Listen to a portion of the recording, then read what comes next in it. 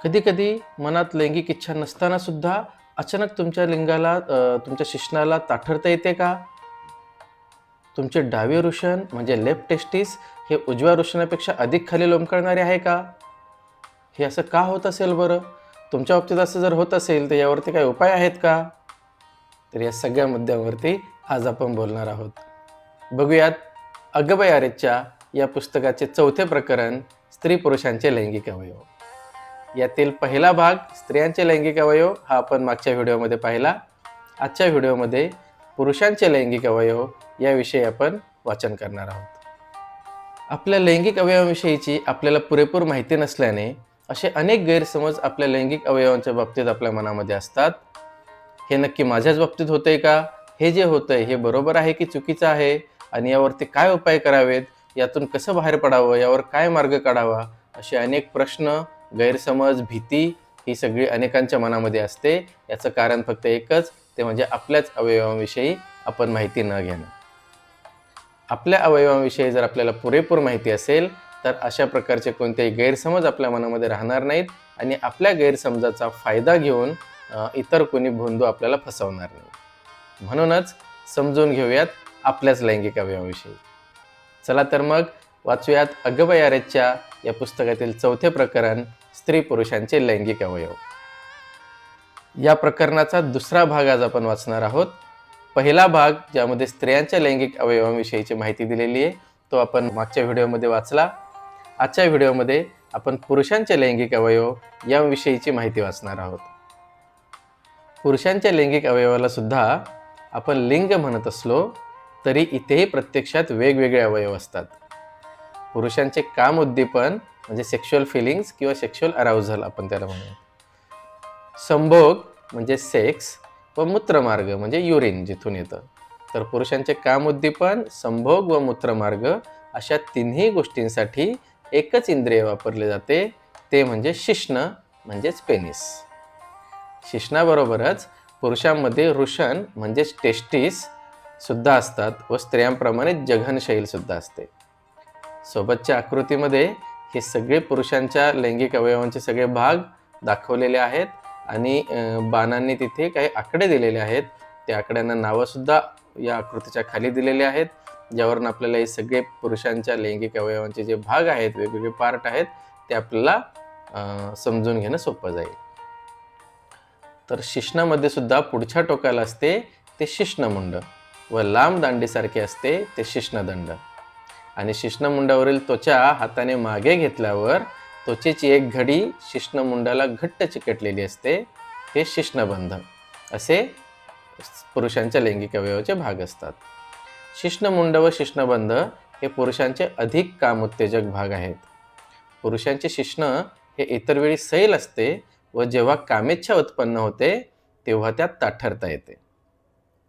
कधी कधी कामेच्छा नसताना सुद्धा अचानक शिश्नाला ताठरता येते किंवा येऊ शकते, ते सुद्धा स्वाभाविक असते.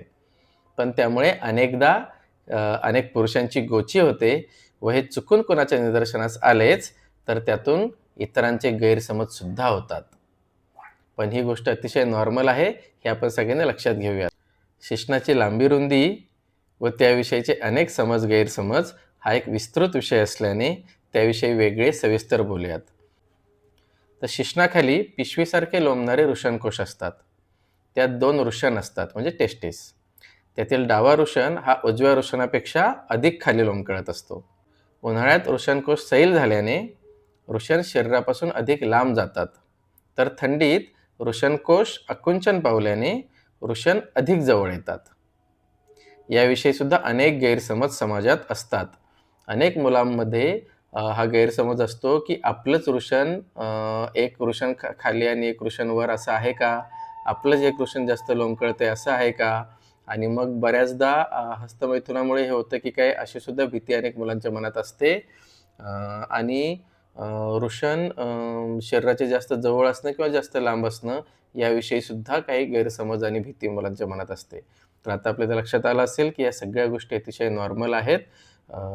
असे काही गैरसमज तुमच्या मनात असतील तर ते सगळे काढून टाका आणि या व्यतिरिक्त काही गैरसमज असतील तर ते आम्हाला नक्की सांगा. आपण त्याविषयी सुद्धा सविस्तर माहिती देऊयात. बघूयात पुढे. पुरुषांना जघनशैल म्हणजे शिश्नाच्या वरच्या भागावर, वृषणकोशावर व शिश्नाच्या सभोवताली केस असतात, पण शिश्नदंडावर मात्र केस नसतात. हा सर्व भाग काळसर रंगाचा असतो. शिश्नमुंडाच्या वरची त्वचा मागे करून शिश्नबंधाच्या भोवतालची जागा स्वच्छ ठेवली नाही तर तिथे पांढरट पिवळ्या रंगाचा शिश्नमल तयार होतो. यामुळे अनेकांना अनेक प्रॉब्लेम झालेले आहेत. अशी उदाहरणं आपल्यापर्यंत पोहोचलेली आहेत की स्वच्छता व्यवस्थित न ठेवल्यामुळे काही आजारसुद्धा होतात आणि लैंगिक संबंधाच्या वेळीसुद्धा अनेक अडचणी येतात. आपण लैंगिक स्वच्छता या पुढच्या आपल्या प्रकरणामध्ये याविषयी अधिक सविस्तर बोलूयात. बघूयात पुढे. स्त्रियांच्या व पुरुषांच्या लैंगिक अवयवांबाबत तुलनात्मक पद्धतीने सांगायचे झाले तर स्त्रियांचे बृहद्भगोष्ठ व पुरुषांचे वृषण यांच्यामध्ये सारख्याच प्रकारच्या कामोत्तेजना असतात. स्त्रियांचे लघुभगोष्ठ व पुरुषांचे शिश्नदंड, स्त्रियांचा योनिमार्ग व पुरुषांची गुदद्वार आणि वृषण यांच्या मधली जागा, स्त्रियांची शिश्निका व पुरुषांचे शिश्नमुंड आणि स्त्रियांचे शिश्निकामुंड व पुरुषांचे शिश्नबंध अशी साधारण तुलना काम उत्तेजनाच्या बाबतीत करता येईल. अर्थात ही फक्त ढोबळमानाने केलेली तुलना आहे. याचं कुठेही डिक्टो ॲज इट इज एक्झॅक्ट असं काही कुठे माहिती नाही आहे. या लेखातून किमान स्त्री व पुरुषांच्या आणि खरं तर आपापल्या स्वतःच्या जननेंद्रियाविषयी साधारण काही बेसिक माहिती मिळाली आणि त्यामुळे आपल्याच या दुर्लक्षित पण महत्त्वाच्या अवयवांकडे अधिक डोळसपणे पाहता आले तरी खूप झाले. या सर्व इंद्रियांविषयी अधिक विस्तृतपणे माहिती हवी असल्यास त्याविषयी शास्त्रीय माहिती देणारी पुस्तके व वेबसाईट वाचता येतील.